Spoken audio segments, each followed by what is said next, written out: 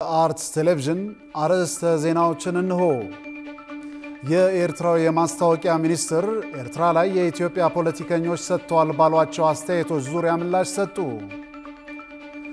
ከሐምሌ 1 ቀን 2017 ዓ.ም ጀምሮ የደረጃ ሃና ለግብር ከፋዮች በሙሉ የሂሳብ መዝገብ ካላቀረቡ እንዳይስተናገዱ የሚያስገድድ ውሳኔ ተላለፈ። በኬንያ ለእባብ መርዝ ማርከሻ የሚሰጠው ክትባት ውድ በመሆኑ የብዙዎች ሕይወት እያለፈ መሆኑ ተነገረ።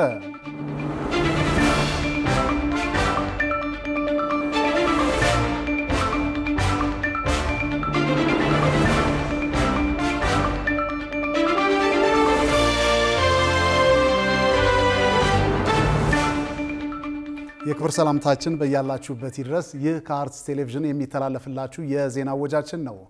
በዓለማችንና በሀገራችን በርካታ ጉዳዮች ተከስተዋል። እኛም ከዓለም ዙሪያና ከሀገር ውስጥ የመራረጥንላችሁ መረጃዎች ይዘን ቀርበናል። ከዜናዎቹ ጋር አምላክ ኃይላለማየሁ አብሬያችሁ ቆይታ አድርጋለሁ።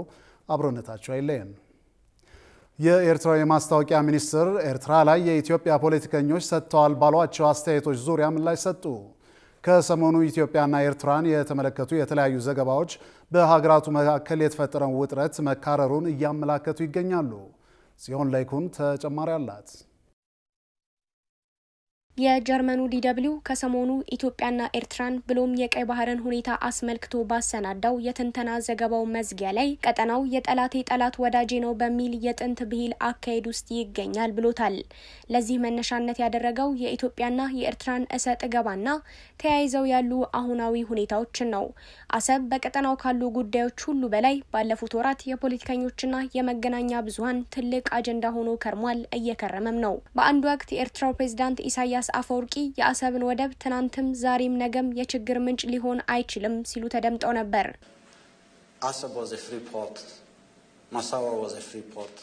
አሰብ ነፃ ወደብ ነበረች፣ ምጽዋም እንዲሁ ለኢትዮጵያ ነፃ ወደብ ነበረች። ይህ በ1991 የታወጀው ወደብ ለኢትዮጵያ ብቻ ሳይሆን ለመጠቀም ለሚፈልጉ ሁሉ ነፃ መሆን አለበት ብለን እናምናለን። ይህም በግልጽ ያስቀመጥነው ፖሊሲያችን ነው። የወደብ ጉዳይ በምንም አይነት የግጭት መንስኤ ሊሆንም አይችልም። ማንኛውም ጤናማ ሰው ሊያስበው እንደሚችለው ወደብ የሌላት ሀገር የወደብ ተጠቃሚ መሆን የምትችልበት አጋጣሚ ከተፈጠረ ተጠቃሚ መሆን የማትችልበት ምክንያት አይታየኝም። ግሎባላይዜሽን በነገሰበት በዚህ ዘመን የወደብ ተጠቃሚነት ጉዳይ እንዴት እንደ ችግር ሊነሳ የሚገባ ጉዳይ እንደሚሆን አይገባኝም። ከ1991 ጀምሮ ችግር ሆኖ አያውቅም። አሁንም ችግር አይደለም፣ ለወደፊትም ችግር አይሆንም። It's never been a problem since 1991. It's not a problem now. It wouldn't be any problem in the future. ይሁንና ፕሬዝዳንቱ እንዲህ ያሉት የአሰብ ወደብ እሳቸው ባሉበት ሳይሰምር ከኢትዮጵያና ከኤርትራ አልፎ ብዙዎችን ያፋጠጠ አጀንዳ ከሆነ ሰነባብቷል።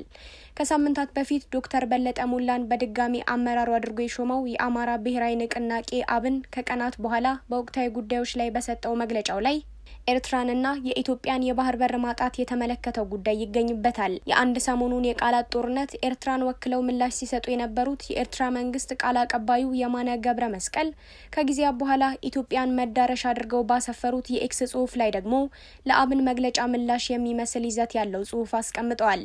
የኢኖቬሽንና ቴክኖሎጂ ሚኒስትር የሆኑትና አብንን በሊቀመንበርነት እየመሩት ያሉት ዶክተር በለጠ ሙላ ፓርቲያቸው ባወጣው መግለጫ ላይ የኤርትራን መገንጠል የኢትዮጵያ ሕዝብ ያልተሳተፈበት ኢትዮጵያ በተዳከመችበት ጊዜ የኢኖቬሽንና ቴክኖሎጂ ሚኒስትር የሆኑትና አብንን በሊቀመንበርነት እየመሩት ያሉት ዶክተር በለጠ ሙላ ፓርቲያቸው ባወጣው መግለጫ ላይ የኤርትራ መገንጠል የኢትዮጵያ ሕዝብ ያልተሳተፈበት ኢትዮጵያ በተዳከመችበት ዘመን በሻዕቢያና በትህነግ ጣምራ መር መንግስት የተፈጸመ ብሎታል። አብን አክሎም ኤርትራ የሚባለው ሀገር የተመሰረተበት ታሪካዊ ሂደት ቅቡልነት ላይ ጥያቄ ያለው ነው ሲልም አስታውቋል። ለዚህ መግለጫ ይመስላል የማስታወቂያ ሚኒስትሩ የማነ ገብረ መስቀል በሰጡት የጽሑፍ ምላሽ አንዳንድ የኢትዮጵያ ፖለቲከኞችና የፖለቲካ ቡድኖች የሚያራምዱት የሉዓላዊ ጎረቤት ሀገርን ግዛት የመቆጣጠር ፍላጎት ሊታሰብ ወይንም ሊታለፍ የማይችል ቀይ መስመር ነው ብለውታል። አብን የቀይ ባህርን ጉዳይ በዳሰሰበት በዚህ መግለጫው ላይም ኢትዮጵያ ሀገራችን ታሪካዊ ይዞታዋ ከሆነው የባህር በር የተገፋችበት የሸፍጥ አካሄድ እንደገና ይፋና ቀዳሚ ሀገራዊ አጀንዳ ሆኖ እንዲያዝና ቁርጠኛ ትግል እንዲደረግበትም እጠይቃለሁ ሲል አስፍሮ ነበር። የማነ ገብረ መስቀል ለዚህ በሰጡት ምላሽ ታዲያ የኢትዮጵያ ፖለቲከኞችና የፖለቲካ ቡድኖች የጎረቤት ሀገርን ግዛት የመቆጣጠር አጀንዳቸውን የሚያንጸባርቁት ሲያሻቸው በወታደራዊ ኃይል በማስፈራራትና ሌላ ጊዜ ደግሞ ታሪካዊ ወይም ህጋዊ የሚሏቸውን ምክንያቶች በመደርደር ነው ብለውታል። ቀይ ባህርን ማዕከል ያደረገውን የቀጠናውን ሰላም ሁኔታ ሊያሻሽሉ የሚችሉ እንቅስቃሴዎች ሳይደረጉበት ይባስ ብሎም የተለያዩ ሀገራት ውጥረት በሚያባብሱ ተግባራት ተሳታፊ እየሆኑበት አሁን የደረሰበት ደረጃ ላይ ይገኛል። የኢትዮጵያና ኤርትራን አሁናዊ ሁኔታ ወደ መካረር ውስጥ መግባቱን የሚያመላክቱ መረጃዎችም ከያቅጣጫው እየተሰሙ ይገኛሉ። ከሐምሌ 1 ቀን 2017 ዓ.ም ጀምሮ የደረጃ ሀና ለግብር ከፋዮች በሙሉ የሂሳብ መዝገብ ካላቀረቡ እንዳይስተናገዱ የሚያስገድድ ውሳኔ ተላለፈ። የአዲስ አበባ ገቢዎች ቢሮ እንደገለጸው አብዛኞቹ ግብር ከፋዮች የሂሳብ መዝገብ ይዞ ከመገኘት ይልቅ በግምት እንዲወሰንላቸው የሚፈልጉ ናቸው። ሮሃ ግርማ ተጨማሪ አላት። በታክስ አስተዳደር ህግ መሰረት የደረጃ ሀና ለግብር ከፋይ ነጋዴዎች የሂሳብ መዝገብ እንዲይዙ በህግ ይገደዳሉ። በህጉ መሰረት የውጪ ገቢ ሰነዳቸውን በአግባቡ አዘጋጅተው የሚስተናገዱ ቢኖሩም በደረሰኝ ግብይት ካለመፈጸምና በሌሎች ምክንያቶች የሂሳብ መዝገብ ይዞ ለመገኘት ችግር መኖሩን የአዲስ አበባ ገቢዎች ቢሮ የኮሙኒኬሽን ዳይሬክተር አቶ ሰውነት አየለ ለሪፖርተር ተናግረዋል። የኮሙኒኬሽን ዳይሬክተሩ በዚህ የተነሳ አብዛኞቹ በተለይ ደረጃ ለግብር ከፋዮች በግምት እንዲወሰንላቸው ይፈልጋሉ ሲሉ ነው የተናገሩት። ከዚህ ጋር በተያያዘ በ2017 በጀት ዓመት 9 ወራት ውስጥ በተለያዩ የገቢ አሰባሰብ ጥፋቶች ምክንያት በ12203 ግብር ከፋዮች ላይ የተለያዩ አስተዳደራዊ እርምጃዎች መወሰዳቸውን አስታውቋል። ከነዚህ ውስጥም ደረሰኝ ከየት እንዳመጡ የማይታወቁና ሲቆርጡ የተገኙ 415 ግብር ከፋዮች በህግ ተጠያቂ መሆናቸውን አክለዋል። በአዲስ አበባ ከተማ 99476 ያህል የሽያጭ መመዝገቢያ ማሽኖች ካሏቸው የደረጃ ሀና ለግብር ከፋዮች ውስጥ 11733 ያህሉ ደረሰኝ ባለመቁረጣቸው ቅጣት እንደተጣለባቸው አቶ ሰውነት ገልጸዋል። ከብልሹ አሰራር ጋር ተያይዞ 133 አመራሮችና ባለሙያዎች ላይ በህግ እስከ መጠየቅ የሚደርሱ የተለያዩ እርምጃዎች መወሰዳቸውንም ጠቁመዋል። በግብር ከፋይ ነጋዴዎች በኩል ህጉን ተረድቶ አለመንቀሳቀስ፣ ህጋዊ ደረሰኝ ለመቁረጥ አለመፈለግ፣ በቢሮ በኩል ደግሞ ህጉን በአግባቡ ለመተግበር ክፍተት መኖሩ ግምት ላይ በተመሰረተ ውሳኔ ሲደረግ ቆይቷል ያሉት ዳይሬክተሩ የሚስተዋለውን ችግር ለመቅረፍ ስራዎች እየተከናወኑ ነው ብለዋል። በዚህ መሰረት ከሚቀጥለው በጀት ዓመት ማለትም ከሐምሌ 1 ቀን 2017 ዓ.ም ጀምሮ የሂሳብ መዝገብ ይዘው የማይገኙ ነጋዴዎች እንደማይስተናገዱ አስረድተዋል። በዚህ መሰረት ነጋዴዎች አሰራሩን አውቀው ከወዲሁ የሂሳብ ሰነዳቸውን በመያዝ ገቢና ወጫቸውን በአግባቡ ማወቅ እንዳለባቸው አሳስበዋል። ይህም ዘመናዊ የገቢ አሰባሰብ ስርዓት እንዲዘረጋ የሚያስችል በመሆኑ ከተማዋ ማግኘት ያለባትን ገቢ እንድታገኝ ያስችላታል ተብሏል። በኬንያ ለእባብ መርዝ ማርከሻ የሚሰጠው ክትባት ውድ በመሆኑ የብዙዎች ህይወት እያለፈ መሆኑ ተነገረ። በኬንያ በየዓመቱ በእባብ ከሚነደፉ 20,000 ሰዎች መካከል 4,000 ያህሉ ህይወታቸው ሲያልፍ 7,000ዎቹ ደግሞ ፓራላይዝድ ይሆናሉ ተብሏል። የውጭ ትንታኔና ዓለም አቀፍ ጉዳዮች ዘጋቢያችን ቃል ኪዳን እየጥና ጉዳዩን በዝርዝር ተመልክቶታል። Alvia Undunge thought her son could survive a poisonous snake bite. በዓለም አቀፍ ደረጃ በየዓመቱ 5.4 ሚሊዮን ሰዎች በእባብ የሚነደፉ ሲሆን ከነዚህ ውስጥ ከ138 ሺህ በላይ የሚሆኑት ህይወታቸው ያልፋል። ከሟቾች መካከል 20 በመቶ የሚሆኑት በዚሁ በአህጉራችን አፍሪካ የሚገኙ ሲሆን በምስራቅ አፍሪካዊቱ ኬንያ በእባብ ተነድፈው የሚሞቱ ሰዎች ቁጥር በከፍተኛ ደረጃ እየጨመረ መምጣቱ እየተነገረ ይገኛል። የሀገሪቱ ጤና ቢሮ እንዳስታወቀው የጫካ ምንጠራና የአየር ንብረት ለውጥ የፈጠረው ከፍተኛ ሙቀት እባቦች ውሃና ምግብ ፍለጋ ወደ ሰዎች መኖሪያ ቤቶች እንዲመጡ እያደረገ ይገኛል። በዚህ ምክንያት ህይወታቸው የሚያልፍ ሰዎች ቁጥር በአሳሳቢ ደረጃ እየጨመረ እንደሚገኝ ነው የተገለጸው። በሀገሪቱ በየዓመቱ በእባብ ከሚነደፉ 20,000 ሰዎች መካከል 4,000 ያህሉ ህይወታቸው ሲያልፍ 7,000ዎቹ ደግሞ ፓራላይዝድ ይሆናሉ ተብሏል። ለሟቾች ቁጥር መበራከት ለመርዙ ማርከሻ የሚሰጠው ክትባት ውድ መሆን ዋነኛ ምክንያት እንደሆነ የኬንያ ጤና ቢሮ አስታውቋል። በተለይም በሀገር ውስጥ ክትባቱን የሚያመርቱ ኩባንያዎች ባለመኖራቸው በእባብ ለተነደፉ ሰዎች የሚሰጠው ሕክምና ዋጋው ውድ እንዲሆን እንዳደረገው ነው የጤና ቢሮ የገለጸው። በዚህ የተነሳም በእባብ ከሚነደፉ ኬንያውያን መካከል ግማሹ ወደ ሕክምና ተቋማት ከመሄድ ይልቅ ባህላዊ መድኃኒቶችን መጠቀም እንደሚመርጡ ተመላክቷል። በአሁኑ ወቅት አንድ ክትባት ለማግኘት እስከ $300 ድረስ ተጎጂውን ሊያስወጣ እንደሚችል የሚነሳ ሲሆን አብዛኞቹ ተጠቂዎች ከደሃ የገጠር መንደሮች የሚመጡና በዝቅተኛ የኢኮኖሚ ሁኔታ ላይ የሚኖሩ መሆናቸው የጉዳት መጠኑን እያከፋው ይገኛል ተብሏል። ኬንያ ከሜክሲኮና ህንድ የምታስገባቸው ጸረ የእባብ መርዝ ክትባቶች አለያም አንቲቬነም እንደ ብላክ ማምባ ካሉ በሀገሪቱ የሚገኙ የእባብ ዝርያዎች ጋር የማይጣጣሙ መሆናቸው ደግሞ ክትባቶቹ በውድ ተገዝተው እንኳን ሙሉ ለሙሉ የማይፈውሱበት አጋጣሚ እንዳለም ተነግሯል። በመሆኑም የኬንያ የምርምር ተቋም ይህን ችግር ለመቅረፍ ብላክ ማምባ ከተባለው የእባብ ዝርያ መርዝ በመሰብሰብ ክትባቶችን ለማምረት ጥረት እያደረገ መሆኑን የገለጸ ሲሆን በሚቀጥሉት 2 እና 3 ዓመታት አስተማማኝ ውጤት ላይ ለመድረስ አስቦ እየሰራ እንደሚገኝም አስታውቋል። ኬንያ በሀገሯ እየጨመረ የሚገኘውን በእባብ የሚነደፉ ሰዎችን ሞት ለመቀነስ በአመት 100,000 ዶዝ ክትባት የሚያስፈልጋት ቢሆንም አሁን እያገኘች ያለችው ግን ከ10 እስከ 30,000 ዶዝ ክትባት ብቻ ነው። ቻይና አሜሪካ በጣለችው አዲስ ታሪፍ ምክንያት ወደ ውጭ የምትልከው ምርት መቀነሱ ተገለጸ። አሁን የታየው ቅናሽ በ16 ወራት ውስጥ ያልተከሰተ መሆኑን አምራቾች አስደንግጧል። ብዙነህ እንዳለ ዝርዝር አለው። የአሜሪካ አዲስ ታሪፎች ባልተጠበቀ ሁኔታ አደጋዎችን ማድረስ መጀመራቸው እየታየ ነው። የአሜሪካው ፕሬዝዳንት ዶናልድ ትራምፕ በቻይና ወደ ሀገር ውስጥ በሚገቡ ምርቶች ላይ የጣሉት አዲስ ቀረጥ ተግባራዊ ሲደረግ የቻይና የአምራች ግዢ አስተዳዳሪዎች መረጃ ጠቋሚ ቻይና ፐርቼዚንግ ማኔጂንግ ኢንዴክስ ወይም PMI በድንገት ቅናሽ ማሳየቱ ተዘግቧል። እየወጡ ባሉ መረጃዎች የቻይና አምራች ኩባንያዎች በአዲሱ ቀረጥ ምክንያት በ16 ወራት ውስጥ ገጥሟቸው አያውቅም የተባለ የትዕዛዝ ቅናሽ ተከስቶባቸዋል ተብሏል። በዚህም ምክንያት የቻይና መንግስት የፋብሪካ እንቅስቃሴዎችን የሚደግፉ አዳዲስ ኮንትራቶች እየገባ እንደሆነም ታውቋል። የአሜሪካ ታሪፍ በማኒፋክቸሪንግ ዘርፍ ላይ ከፍተኛ ጉዳት በማድረሱ ቤጂንግ አዲስ የኢኮኖሚ ማነቃቂያ ለማድረግ የምታደርገውን ጥረት እንድታሳድግም አድርጓታል። የአምራች ግዢ አስተዳዳሪዎች መረጃ ጠቋሚ እንደሚያሳየው ከ50 በመቶ በታች ውጤት ያላቸው እንቅስቃሴዎች ከደካማ ወይም ዝቅተኛ የሚባል ረድፍ ውስጥ እንደሚገቡ ያሳያል። የቻይና ብሔራዊ የስታቲስቲክስ ቢሮ NBS ሮብ በለቀቀው መረጃ መሰረት ደግሞ በሚያዝያ ወር ወደ 49 በመቶ መቀነሱን ያሳያል። ይህም ከታህሳስ 2023 ጀምሮ በጣም ደካማው እንደሆነ ታውቋል።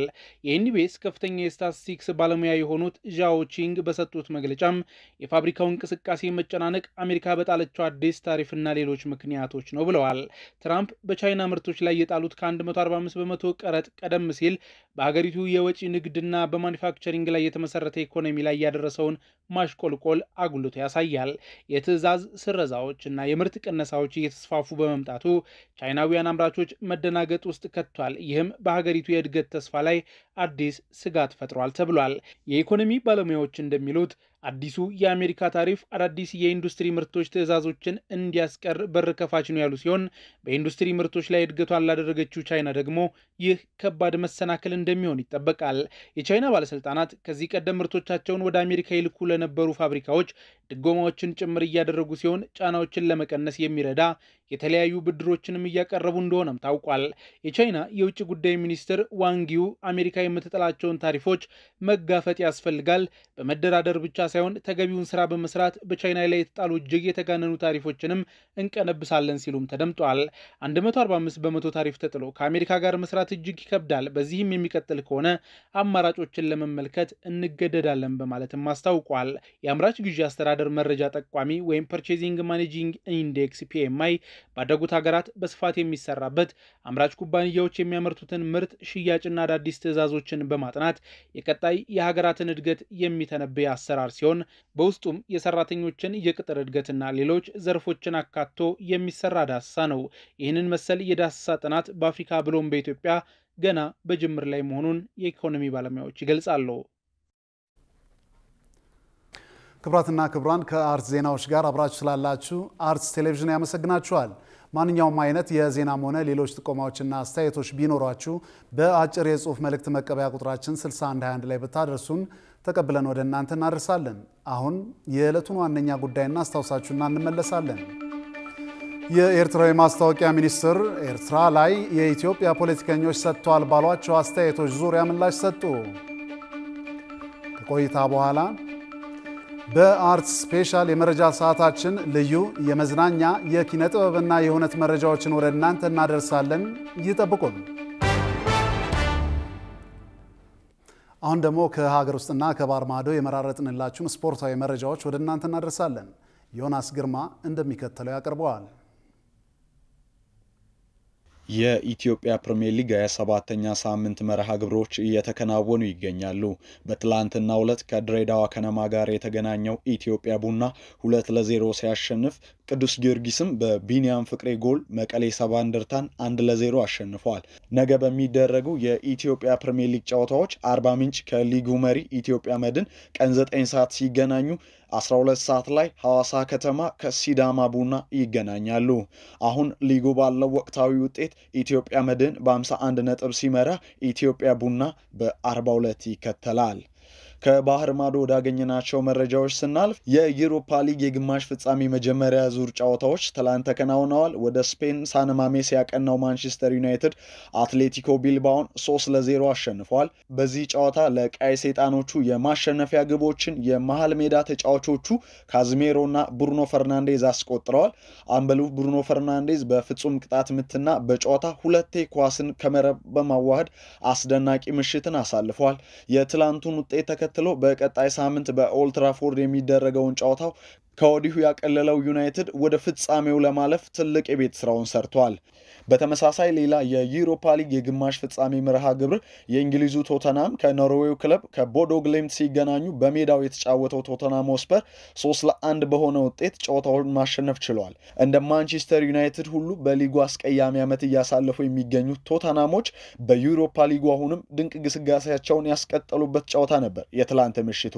በጨዋታውም ጆንሰን እና ማዲሰን በጨዋታ ሲያስቆጥሩ አጥቂው ሶላንኬ በፍጹም ቅጣት ምት ቀሪዋን ግብ አስቆጥሯል። ቦዶ ግሊምትን ከሽንፈት ያልታደገች ግብ ሳልትነስ በ83ኛው ደቂቃ ማስቆጠር ችለዋል።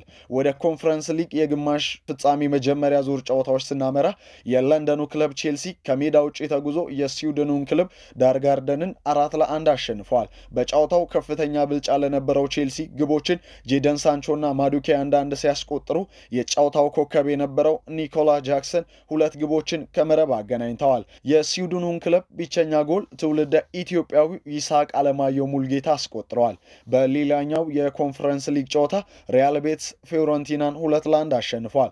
በመጨረሻም ትላንት በተደረገ ተስተካካይ የእንግሊዝ ፕሪሚየር ሊግ ጨዋታ ብሬንትፎርድ ከኖቲንጋም ፎረስት ሲገናኙ በሻዴና ዊሳ ግቦች ብሬንትፎርድ 2-0 አሸንፏል። ክቡራን ተመልካቾች አሁን ሰዓቱ በየሳምንቱ ወደ እናንተ የሚደርሰው አርት ስፔሻል ልዩ የመዝናኛ የኪነ ጥበብና የሁነት መረጃዎች ነው። ልዩ መረጃዎቹ በተባባሪያችን ናትናኤል ደበና ወደ እናንተ ይደርሳሉ። ከመረጃዎቹ ጋር መልካም ቆይታ።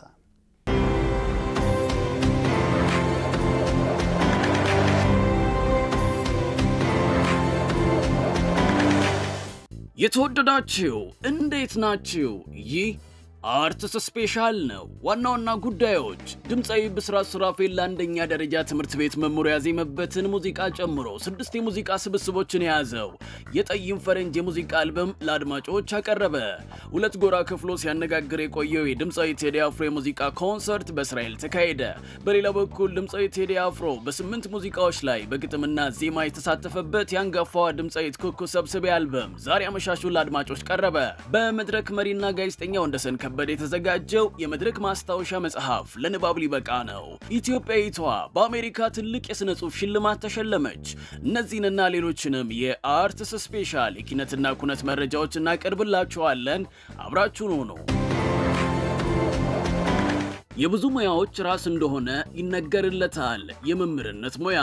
የበርካቶች የልጅነት ትዝታ ሲነሳ የመምህራንና የትምህርት ቤት ትውስታ ሳይነሳ አይታለፍም። ከሰሞኑም ድምጻዊ ብስራት ሱራፌል የመጀመሪያ ደረጃ ትምህርት ቤት መምህሩ የሆኑትንና በርካቶችን ለትልቅ ደረጃ እንዳበቁ የሚነገርላቸውን የየማነ ብርሃን ትምህርት ቤቱን መምህር ገዙ ብላቴን በድንገት ሰርፕራይዝ ያደረገበት ልዩ ዝግጅት አከናውኗል። ነገሩ እንዲህ ነው። ድምጻዊ ብስራት ሱራፌል ዛሬ ለአድማጮች ያደረሰውን የጠይም ፈረንጅ የተሰኘ ገሚስ የሙዚቃ አልበሙን አስመልክቶ ዞጃክ ወርልድ ዋይድ ኦፊሻል ከተባለ ዓለም አቀፍ የሙዚቃ ኩባንያ ጋር የስምምነት የፊርማ ስነ ስርዓቱን ያከናውን ነበር። ድምፃዊው ይህንን ከዓለም አቀፍ ኩባንያ ጋር የሚያደርገውን የስምምነት ስነ ስርዓት በትልቅ ሆቴል ውስጥ አላከናወነም። ይልቁንም የመጀመሪያ ደረጃ ትምህርት ቤት ሳለ በተማረበት 7ኛ ቢ ክፍል ውስጥ እንጂ። በዚህ ልዩ ስነ ስርዓት ላይም መምህሩን ገዙ ብላቴን በክብር እንግድነት ጋብዞ ሰርፕራይዝ አድርጓቸዋል። ድምፃዊ ብስራት ሱራፌል ስለዚህ ልዩ ዝግጅት በማህበራዊ ትስስር ገጹም 6 ሙዚቃዎችን ያካተተው የጠይም ፈረንጅ አልበሜ ሽያጭ የፊርማ ስነ ስርዓት ለየት የሚያደርገው ደግሞ ተወልጄ ባደኩበት አካባቢ ወይራ ሰፈር በሚገኘው የቀድሞ ትምህርት ቤቴ በየማነ ብርሃን የመማሪያ ክፍል ውስጥ መከናወኑና የቀድሞ መምህሬ አስተማሪ ገዙ ብላቴ እንዲሁም የሙያ አጋሮቼ በስነ ስርዓቱ ላይ ታደሙ በመሆናቸው ትልቅ ደስታ ተሰምቶኛል ብለዋል። መምህሩም በዚህ ልዩ ዝግጅት ላይ ስለተጋበዙ ከፍተኛ ደስታ እንደተሰማቸውም ድምፃዊ ብስራት ሱራፌል ተናግሯል። በነገራችን ላይ ተመልካቾች በዚህ ብስራት ሱራፌል ገሚስ አልበም ውስጥ ገዙ በሚል ርዕስ የተቀነቀነው ሙዚቃ ለመምህሩ ገዙ ብላቴ የተሰራ እንደሆነም ከያኒው ለአርትስ ስፔሻል ተናግሯል። ለየት ያለ ርዕስ ያለው የጠይም ፈረንጅ ገሚስ አልበም በርካታ የሙዚቃ ባለሙያዎችን አሳትፏል። በሙዚቃው ቅንብር ካሙዙ ካሳ፣ ሚካኤል ኃይሉ፣ ማሩ አለማየሁና ሌሎችም የተሳተፉበት ሲሆን በሙዚቃ ዜማና ግጥም በኩል ደግሞ ፍሬዘር አበበ ወርቅ፣ ናትናኤል ግርማቸው፣ አንተነህ ይግዛው፣ ወንደሰን ዩብና ኢዩብኤል ብርሃኑ እንደተሳተፉበት ተነግሯል። የጠይም ፈረንጅ የሙዚቃ አልበም ዛሬ ሚያዝያ 24 ቀን 2017 ዓ.ም አመሻሹ ላይ በብስራት ሱራፌል የዩቲዩብ ቻናል በኩል ለአድማጮች ቀርበዋል።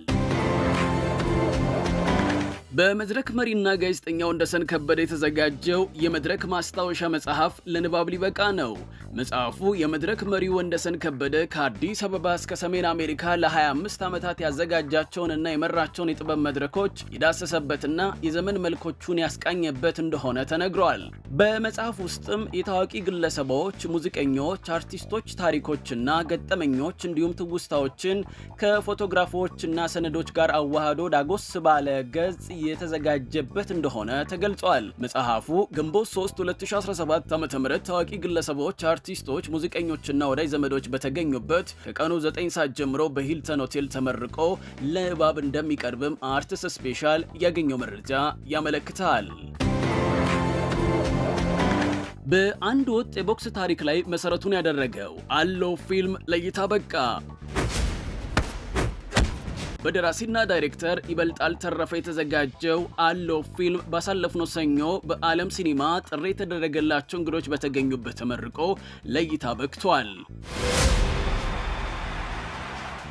የፊልሙ ዘውግ አክሽን ድራማ ሲሆን ፊልሙ የሚያጠነጥነው አቺም ተብላ ያደገች አፍላዎቹ መጀመሪያ ላይ ያለች ሴት ማንነቷን ፍለጋ የምትወጣበት የምትወርደውን የሚገጥማትን የህይወት ስንክሳር ጥንካሬዋን የሚያሳይ እንደሆነ ተነግሯል።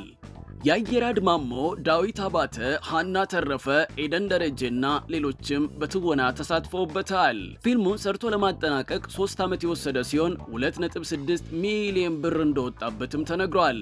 ከትላንትና ሚያዝያ 23 ጀምሮ በግልና በመንግስት ሲኒማ ቤቶች ውስጥ ፊልሙ በእይታ ላይ ይገኛል። ልጅቷ ማነች? ኢትዮጵያዊቷ ደራሲ ማክዳ ሁሴን አርሺ በአሜሪካን ሀገር ትልቁን ዓለም አቀፍ የሥነ ጽሑፍ ውድድር አሸናፊ መሆኗ ተሰማ። ነዋሪነቷን በአሜሪካን ሀገር ያደረገችውና በኦቲዝም ላይ ከፍተኛ የግንዛቤ ማስጨበጫ ስራዎችን በመስራት የምትታወቀው ማክዳ ሁሴን በአገር አሜሪካ የተካሄደውን ዓለም አቀፍ የሥነ ጽሑፍ ሽልማት ተሸላሚ ሆናለች። በአውተርስ ሪዲንግ በተዘጋጀው 8ኛው ዓለም አቀፍ የሥነ ጽሑፍ ሽልማት ውድድር ላይ በማክዳ ሁሴን አርሺ የተጻፈው The World Needs a Uniquely Happy You መጽሐፍ የሽልማቱ አንድ ዘርፍ በሆነው ቺልድረንስ ቡክ ኮንሰፕት ዘርፍ የፒንክራፍት ቡክ አዋርድ ተሸላሚ ሆናለች። በዚህ ውድድር ላይ ከተለያዩ ሀገራት የመጡ ተወዳዳሪዎች ተሳታፊ እንደነበሩም ለማወቅ ተችሏል። ይህ ማክዳ ተሸላሚ የሆነችበት የፒንክራፍት ቡክ አዋርድ በ2009 ዓ.ም እንደ አውሮፓውያን አቆጣጠር በደራሲያን በተመሰረተው አውተርስ ሪዲንግ የሚሰጥ ሽልማት ነው። መጽሐፉ ከድርጅቱ ኤዲቶሪያል ዳይሬክተር ከሆኑትና ከ1990ዎቹ እንደ አውሮፓውያን አቆጣጠር ጀምሮ በስነ ጽሑፍ ዓለም በቆዩት ዴቪድ ሄራን ከፍተኛ አድናቆትን አትርፏል። ደራሲ ማክዳ አርሺ የዓለም መብራቶች የተሰኘ የልጆች መጽሐፍን በእንግሊዝኛም በአማርኛም ጽፋ በአማዞን ላይ እየተሸጠላት እንደሚገኝ ይታወቃል። የድምጻዊ ቴዎድሮስ ካሳሁን ቴዲ አፍሮ የሙዚቃ ኮንሰርት በእስራኤል ተካሄደ። ባሳለፍነው ሳምንት ውዝግብ ያስነሳው የድምጻዊ ቴዎድሮስ ካሳሁን ቴዲ አፍሮ የሙዚቃ ኮንሰርት ከትላንትና በስቲያ ሚያዝያ 22 2017 ዓ.ም በእስራኤል ቴል አቪቭ እንደተካሄደ አርትስ ስፔሻል ያገኘው መረጃ ያመለክታል።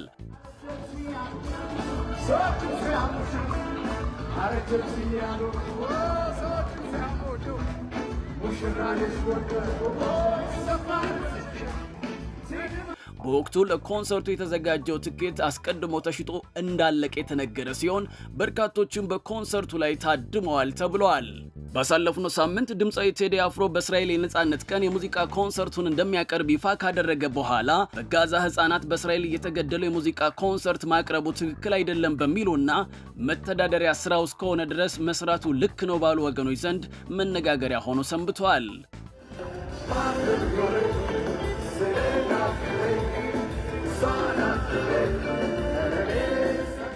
በሌላ በኩል ድምጻዊ ቴዎድሮስ ካሳሁን ቴዲ አፍሮ በ8 ሙዚቃዎች ላይ በግጥምና ዜማ የተሳተፈበት ያንጋፋዋ ድምጻዊት ኩኩ ሰብስቤ ደጃዝማች የተሰኘ ሙዚቃ አልበም ዛሬ ሚያዝያ 24 2017 ዓ.ም በዓለም አቀፍ የሙዚቃ መተግበሪያዎችና በኩኩ ሰብስቤ የዩቲዩብ ቻናል በኩል ለአድማጮች ቀርበዋል። ይህ ያንጋፋዋ ድምጻዊት ኩኩ ሰብስቤ ደጃዝማች የተሰኘ 8ኛ አዲስ የሙዚቃ አልበም 13 ሙዚቃዎችን ይዟል። ክብራትና ክብራን ተመልካቾቻችን በዚህ ሳምንት ያዘጋጀንላችሁ የአርትስ ስፔሻል የኪነትና ኩነት መረጃዎች ይህንን ይመስል ነበር። ስለተከታተላችሁን እናመሰግናለን።